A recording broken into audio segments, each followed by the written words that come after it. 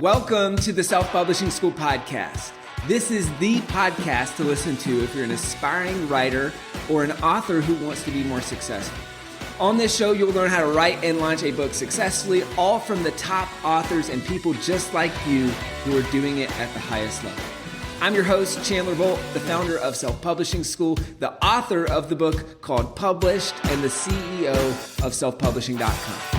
For free training on how to publish a book that sells 10,000 copies, go to selfpublishing.com/free training. Hey, Chandler Bolt here, and joining me today is Mary Kay Eder. She's a retired U.S. Army Major General and a renowned speaker and thought leader on strategic communications and leadership. She's the author of multiple books, including her book, Leading the Narrative, her book, American Cyberscape, and her most recent book, The Girls Who Stepped Out of Line. I'm really excited for this interview. Mary, great to have you here. How's it going? It's great to be here, Chandler. Thank you for inviting me. So why books? Why have they been such a big part of your career? Well, for a while they weren't. I mean, I started out working in military public affairs, public relations. And so I've written lots of articles, but I always wanted to write more, to write creatively, and to write about things I care about. I have an opinion, I have a voice, and I want to use it. So I started putting different things together. My first two books were self-published, stories in the voice of my dog, because he had stories he wanted to tell, obviously. And at the same time, I'm writing communications things about strategic communication, misinformation, disinformation, 3 of those kind of books. And my first publisher had said to me, no, you can't have 2 of these and then 1 of those. And I said, why not? Then there's the poetry. So I really scared them with that. And so how did you get, how did you end up getting past that to get your first traditional book deal? I didn't mention the earlier stuff. They could find it if they wanted to. Yeah, got it. That makes sense. And so it sounds like a bunch of different types of books, stories from your dog, early poetry, and then kind of the military books, which it looks like, were those the first traditionally published? The first one was, yes, they were, all of them. Are traditionally published by different types of publishers, the Naval Institute Press, Defense Press, and a academic kind of a press. Got it. Okay. Any lessons learned from, those are obviously very different publishing experiences between that, self-publishing, like any lessons learned or things that might be helpful for people? Well, the great thing about self-publishing is you own it all. Now, the first couple of books, I didn't know much about layout and design. So I made the second book in my dog's voice in a larger format and used color. So that priced it out of the market, which I didn't realize. So there was a lesson in that it got me better at organizing chapters, titling them, putting things together. And when you introduced me, you said American Cyberscape Space. The publisher picked that title. Nobody could pronounce it. Yeah. So the good part about owning it is you pick the title you want, but you also have to have, I think, an awareness of what's working. Yep. While I was writing the current book, The Girls Who Stepped Out of Line, it was important to me from stories I found, but I didn't realize that World War II was becoming this big thing. So it's not that you try to game the market or hit a mark with what you're writing. You write what you want to talk about, what you have things to say about, and not try to make them, I think, be popular. Some of that is accidental, and that's great. Now, what do you think? Like, do you feel like there's any skill sets? There's got to be, right? Like skill sets from your time in the military that helped you write and publish better books? My time in the military taught me to write expository writing, reports, very nice emails, and lots of them. I think it is a more bland type of writing. So if you want to go from that to writing conversation and fiction, it's very different. Mm. Plus, I also am used to writing Associated Press style guide. Mm-hmm. So the transition back to the college days and using the Chicago Manual of Style has been an adjustment, which apparently, according to my publisher, I have not yet mastered. That's funny. What do you, because is the newest book, would you consider that more creative style than the previous books or no? Yes, because it's creative nonfiction. So the stories are certainly, my time in the military has helped me write the military parts of those stories in such a way that helps explain them better. Because certainly some of those stories I found originally, there were mistakes in them, or people who wrote them didn't have a military background, so they skipped over or undervalued things that are significant. So what I wanted to do was to do right by the people that I was writing about. So that was important to me. And having a military background made sure I got it right. The creative side was not in creating false conversations, but in making them interesting to a new generation so that they would want to read these stories. So that is the creative side to nonfiction and doing that. Yes, I have fiction too. Yes, my agent is working on this, on selling it, and I still have work to do on that. Well, let me ask about that. I mean, how do you feel like, or maybe what advantages do you feel like someone who comes from a military background has over someone who doesn't when it comes to writing either nonfiction books about war or military, or even fiction books, like historical fiction, that sort of thing? Well, I think for me, because my background is in the strategy of communication, I tend to look beyond what's happening today. Other people are writing about what's happening. I want to write about what's coming over the horizon, what we need to worry about tomorrow, and what I see that's out there that you can find a lot of information on things to worry about next or pick any subject. And if you want to study it in depth, you can certainly see a trail, you can see a pattern, and you can see ways in which you might want to use that pattern or make your own story from it. So I've been doing that. Anything else that you feel like are just, and this is probably in some ways hard to articulate because it's like it's subconscious knowledge, right? But is there anything else that you think about that's like, oh, because I have military experience, like you mentioned earlier, like some people would just skip over that whole thing, but that's significant. Like anything else like that you feel like, especially for people who are listening or watching who are in the military, thinking about writing, whether it's nonfiction, historical fiction, that sort of thing, that like might be helpful for them or a lens for them to look at to say, oh, okay, I can lean on this or use this to write a better book? Well, if you talk about the difference between, say, thrillers and mystery, in a mystery, the thing has already happened and now we have to figure out who did it and why. And the thriller is something bad did happen and there's probably more on the way.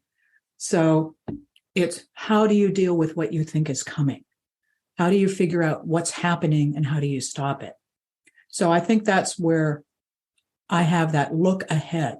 So, for example, I will look at a story about Russian presence in the Arctic because of the melting polar ice caps. So now I'm going to study climate change to see the effects. And then I'm going to do a what if. What if there is a conflict in the Arctic over rights to certain areas or passageways? And then that becomes my story. Got it. So there's the plot of my next book. Yeah, cool. Nice. Now, how do you navigate like what you can and cannot share in your books? I think I talked about this. Maybe it was Leif Babin, co-author of Extreme Ownership. And I feel like other people that we've had write books with us that are in the military, they're like, oh man, I'm gonna have to get approval to talk about some of this stuff. Some of this stuff, I don't know if I can talk about it or not. Like any thoughts or tips on kind of how to navigate that? My office and the chief of public affairs for the Army did those approvals. So I'm pretty well versed in what you look at, what you don't want to give away, and everything I use is open source. And if there's anything beyond open source, I create it. It's not based on anything that's classified or generally not known. Got it. So if I'm asked, I can say, I made that up. Got it. There might be an accident at some point where you make up something that eventually comes true. Certainly that happened in my current book, The Girls Who Stepped Out of Line, where someone predicted a large bad event, and the next day the bomb was dropped on Hiroshima. And then she was questioned. So how did you know that? And it was, I didn't. I just made that up. Oh, wow. That's wild. And so that's interesting. You said your office handles those submissions. So any thoughts like from, I guess, the other side of the table for authors in the military who are submitting, like what makes that process easier for them, easier for the office, for your guys' office? Like what does that process look like? If you have some information that you doubt where it came from, do I remember this from when I was still in active service? Mm-hmm. Or did I read this somewhere that was classified? If you have any doubts about it, don't use it. Or if you feel like you could be giving away what we call TTP, tactics, techniques, procedures, to perhaps someone with nefarious intent or a potential enemy of the U.S., then you wouldn't use it. So if you feel like you're giving things away, don't do that. You can refer to them obliquely. You can refer to them in a way that gives some mystery to it and intrigue, but you don't have to tell exactly how things are done. Got it. That makes sense. This is something I wanted to get your take on, and I guess kind of relates to the topic of your new book as well. I feel like, and maybe this is just anecdotal, and maybe this is just because I'm a guy, but I feel like you don't see a lot of books from women in the military. Do you agree? If so, why do you think that is? I don't. I do see some now. I see more than in previous years. Some of them are helpful how-to leadership books. Certainly at one point, I thought everybody who retired wrote a leadership book. Because there is certainly much to learn from everybody who's had that experience. But I do think that for many people who have left military service, they want to go on and do the next thing and not write about the past. Oh, interesting. Yeah. Or what I went through, unless it's a autobiography. And then, I don't know, I used to think I didn't read autobiographies until I looked at my bookshelf one day and there was a lot of them. So I think many people may believe, well, who would read this story about what I went through? So many others went through the same thing. Oh, interesting. Many people have the same experience as I did. Why would I write? And people ask me all the time, why don't you write your story? Because I don't think it's that interesting. Or because I think it's very common in so many ways. So why would I? I mean, I'd buy the first 500 copies and that would be it. Now, do you think that's true? I don't know, but I'm not going to think other people would think that? Because I mean, do you find yourself buying books from people who you're like, oh yeah, they had a similar experience to me, and that's actually maybe why I'm interested? Well, that's true. And then I read it and go, I would have done this differently. You're a little judgmental, right? Yeah.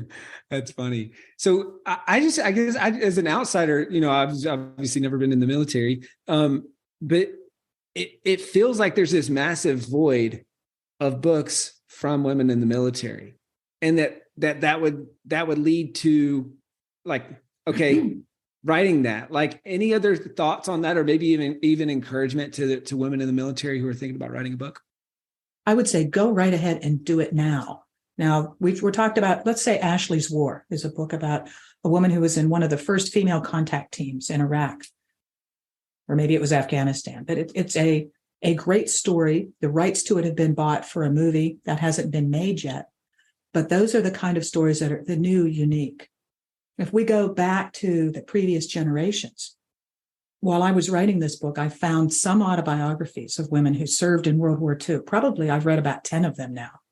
So they're out there, or actually they were out there in the late 1940s, 50s.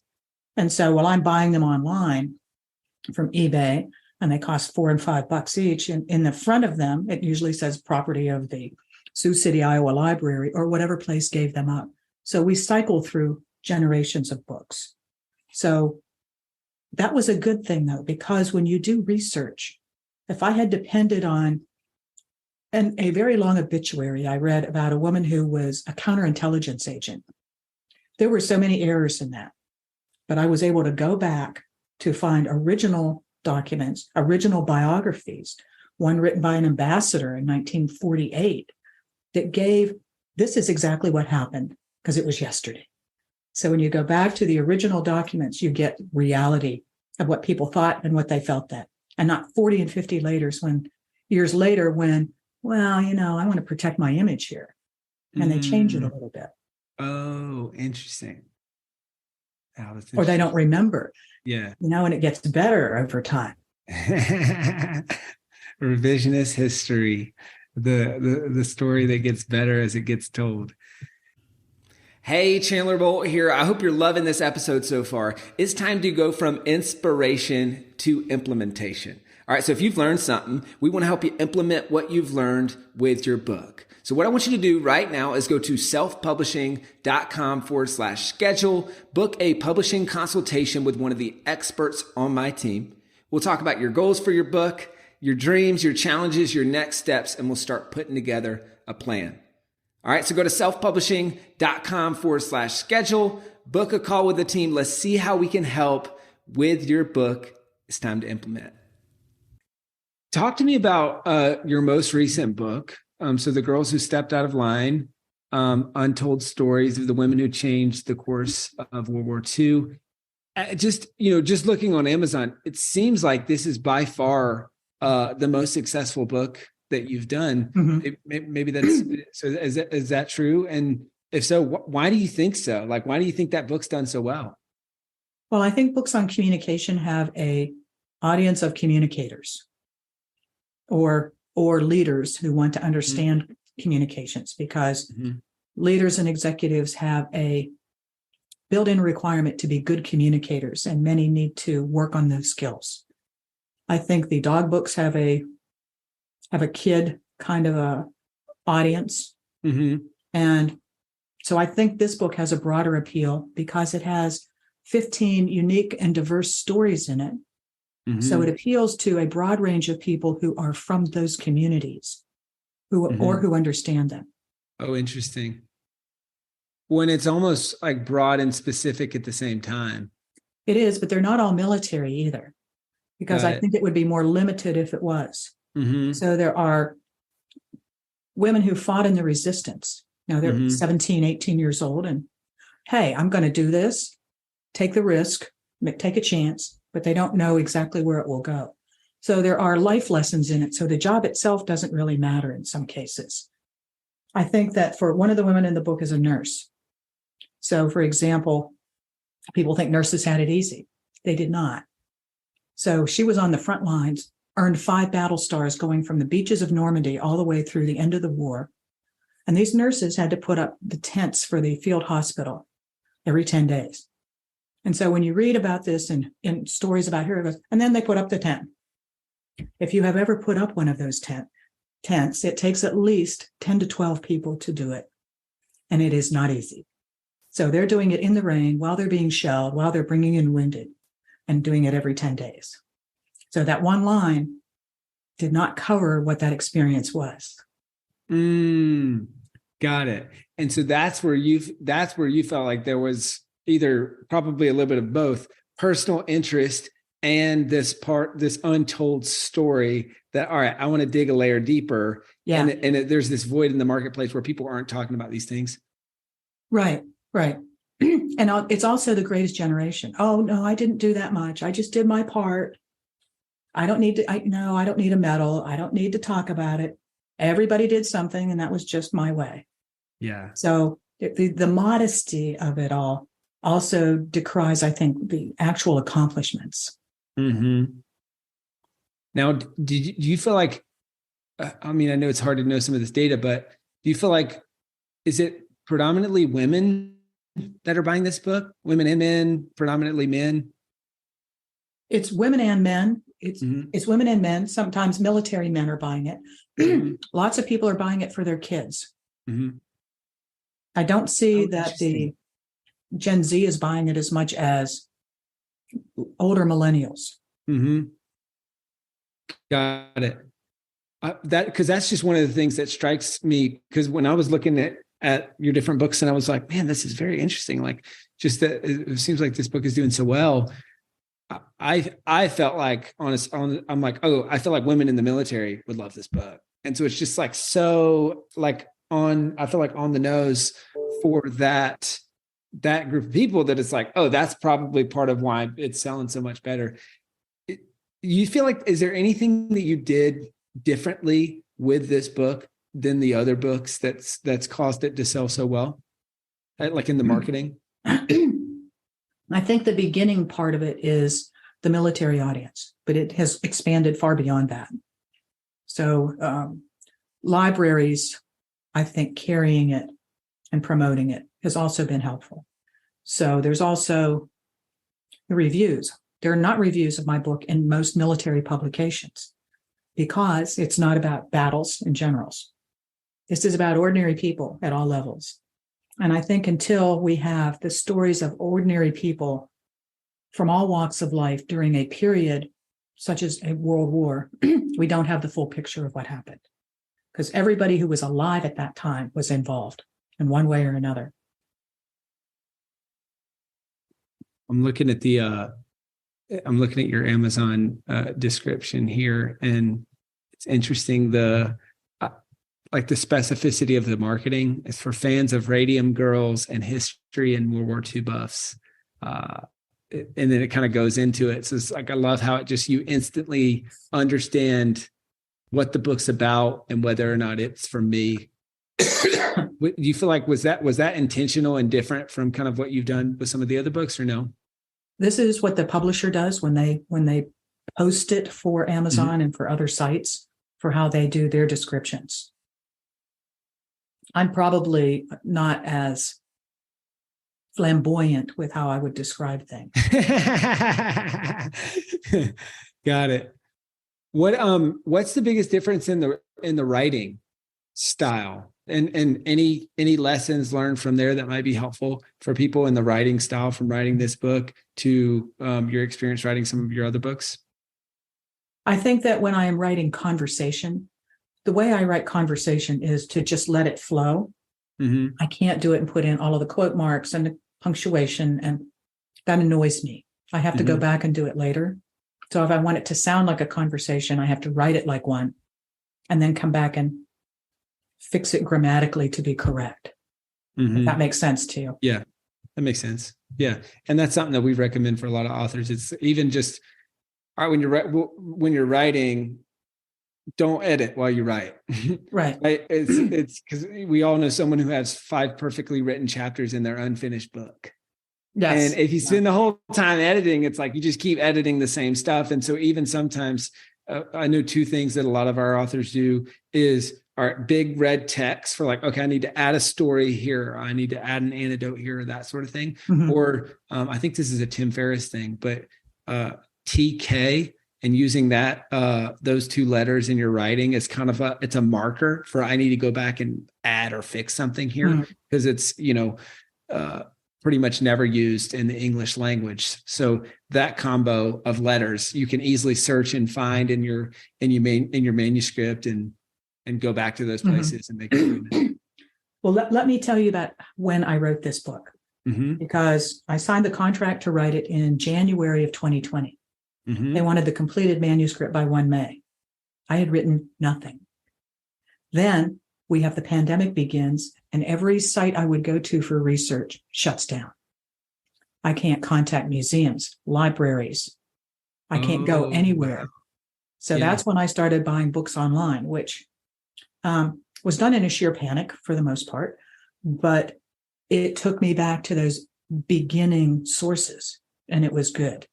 So I wrote that book in 2 months. I think it should take you 18 months to write a book that's researched like that. But I didn't have much of a choice at the time. So my going back now is in doing a newsletter from my website, so I can tell more of the stories I found. I can now go to sites I couldn't. I could see a video about one of the people in the book where they did an interview that told me things I had never been able to find. Mm-hmm. So I'm able to do updates. So will there be another edition? Who knows? I don't know. Yeah. How did you write the book in 2 months, and any lessons that you learned from that process? It was what you had just said. Just keep going, get it all done, and then go back and look at how it goes together. And it didn't go together. The publisher liked the chapters in a different order. So they reordered the chapters, and then I had to make them flow, make a transition from one to the next that made sense. Some of that was easy enough because many of these people were connected in odd ways that you wouldn't expect. They knew of each other, or they'd been in the same place at a different time, or they'd heard of what the other one did, or they had similar boyfriends who were pilots, all kinds of connections in ways that helped it flow together. That makes sense. I don't know if you knew this or noticed this, but I'm looking at your book on Amazon, and The Girls Who Stepped Out of Line is one of the editor's picks on Amazon. Is that did they reach out about that? Did that just happen one day? Like, how did that process work? I think because they received an ARC, an advanced reader copy. By the time it was posted on their site for the launch date, it was already an editor's pick. Oh, no way. So, and it was for the Washington Post for the month of August, and a couple of other places, Library Journal and a few others. Wow. And that was your publisher that did that, or how'd that happen? As far as I know, it was magic. So no, it was the publisher, but I don't know how they do that. Yeah. Wow. That's cool. That's really cool. I feel like you don't see that often on books on Amazon. So that's really cool. Well, Mary, what would be your parting piece of advice for the Mary from years ago, before you wrote your first book, or maybe even for people who are listening or watching who are in the military, thinking about writing a book? Knowing what you know now, what would kind of be your parting piece of advice? You can do this. Do not be dismayed by the fact that it needs to be 80,000 words. Make yourself an outline, do the first chapter, then write the third one. And then you can see that you can do this one piece at a time, and you assemble it later. So it's the bite out of an elephant kind of thing. Don't worry about how large it is.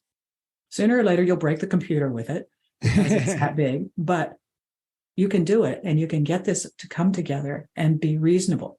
Tons of other people are doing it. You can do it too. That's awesome. Well, Mary, this has been great. Where can people go to buy the book, to find out more about you and what you're up to?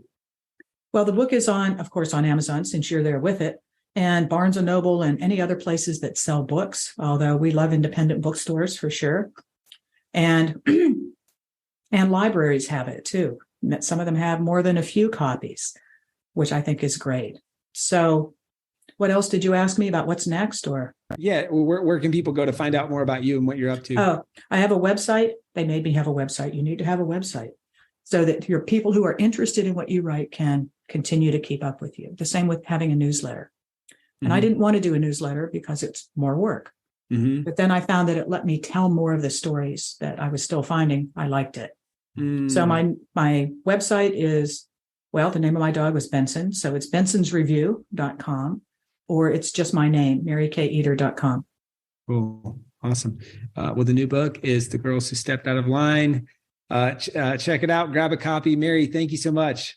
Oh, thank you. It's been great. Thank you so much for watching or listening to this episode of the Self-Publishing School podcast. I know there's so many places that you can be spending your time. There's other podcasts that you could be listening to, YouTube channels that you could be watching. So thank you so much. It means the world. Now, I want you to do 3 things right now if you found this episode helpful. All right, number 1, I don't know if you know this, but we've got a YouTube channel. It's a companion channel to this podcast. All the video versions of the episode are on the YouTube channel. So number 1, subscribe to the YouTube channel. Number 2, if you're listening to this podcast wherever, whether this is Spotify, Apple Podcasts. Number 2, I want you to subscribe to this podcast right now so you don't miss a future episode. And then number 3, this is probably the most important, leave a review on the podcast. All right, reviews are super important and help this podcast get discovered by other people. So number 3, leave a review on the podcast. Thank you so much. I'll see you in the next episode. If you're on the fence about scheduling a publishing consultation call with my team, maybe you're not quite ready for that, I've got some free training that I think will be really helpful for you.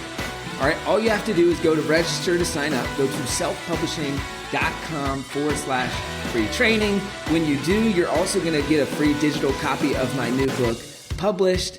And on that training, you're going to learn the next steps of how to implement with your book. So how to write, how to publish, how to launch successfully. So go to register right now at selfpublishing.com/free training. I'll see you there.